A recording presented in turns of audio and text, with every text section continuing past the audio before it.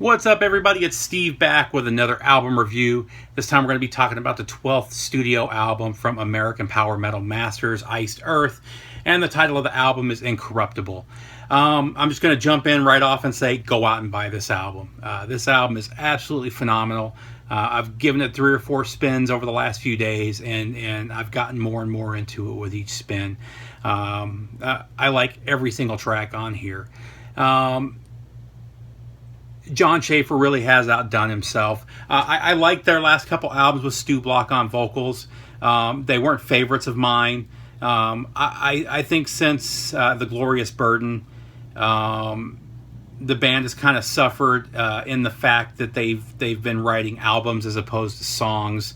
Pretty much all of their albums since about 2003, 2004 have been based on some overarching story. And that was good for a while through Glorious Burden, and then from that point on, it just kind of became formulaic, and I think the story became more important than the actual music and the songs themselves, and I think that's hurt him over the last few years. So when I heard a few months ago in an interview with Jon Schaffer that this album was going to be song based as opposed to album based writing, I was really excited to hear it, and really hoping to hear some of what made me love this band in the late 90s and early 2000s. And I'm hearing that. This album is phenomenal. It took me a while to get into Stu Block. The only real reason was I was a huge fan of Matt Barlow. I was really happy when Matt Barlow came back to the band for an album after Ripper Owens left. And actually, I loved Ripper Owens on The Glorious Burden. I can't remember what his second album was. I think that album was I just hated that album. It just wasn't good. I think it's their worst album. Glorious Burden, I think, was a masterpiece. So I love that album, even though it was pretty much universally panned by the critics. I thought it was one of his most well-written albums. But Stu Block really comes through on this album. His vocals are phenomenal. I think I heard or I read somebody say that he's a perfect blend of Matt Barlow and Ripper Owens, and I agree with that. He's got a very similar vocal style to Matt Barlow, but he can hit those operatic highs like Tim Ripper Owens can. And I think that kind of makes him perfect, and he really comes into his own with the band with this album. The stories on this album are all phenomenal. I just can't talk about how good of a writer Jon Schaffer is when he really puts his mind to it. And not just that, the guitar riffs on this album are phenomenal. And a lot of that has to do with the addition of Jake Dreyer. Is it Dreyer or Dreyer? I think it's Dreyer, who was formerly of White Wizard. They play together seamlessly. You would never know that Jake is new to the band.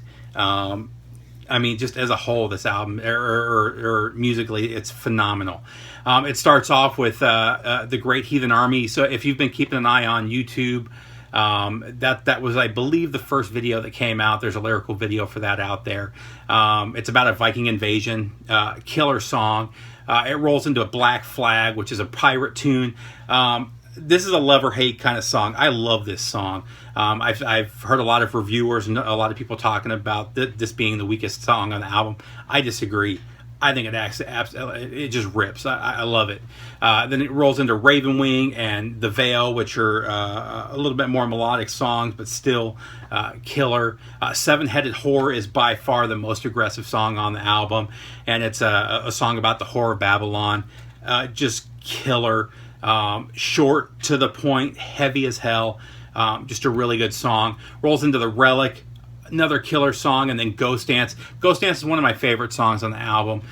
Ghost Dance is pretty much an instrumental. There's a little bit in there, but and then you have a few more songs that it followed, or the album ends with Clear the Way, which is kind of goes back to Glorious Burden in that it's a Civil War song, this time talking about the Battle of Fredericksburg.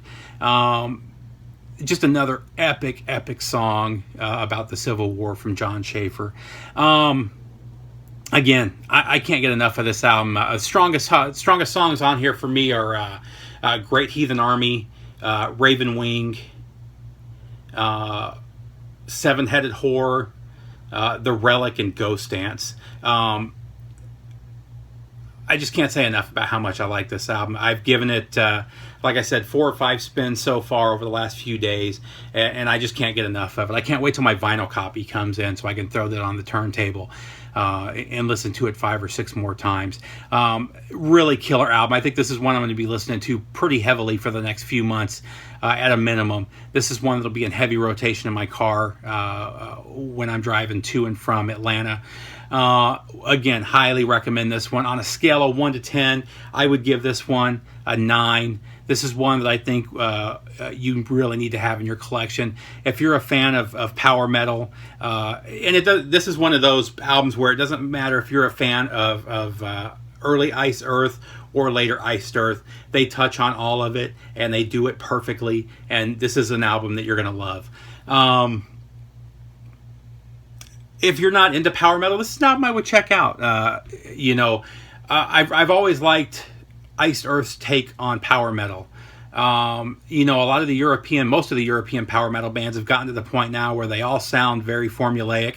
It's all about the nonstop double bass. That's not the case. That's never been the case with Iced Earth, but it's definitely not on this album.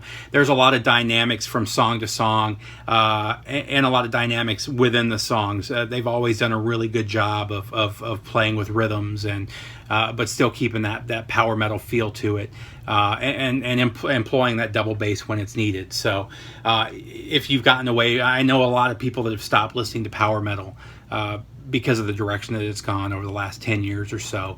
And if you're one of those people, I would recommend checking this album out as well. And if you're one of those people that just got kind of sick of the overarching storylines, again, check this one out. This is very song-based writing.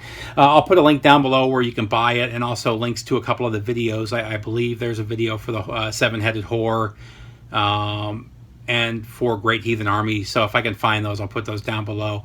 Tell me what you guys think. If there's anything else you guys want me to review, let me know that as well. Other than that, take care, everybody, and I'll have another review up soon.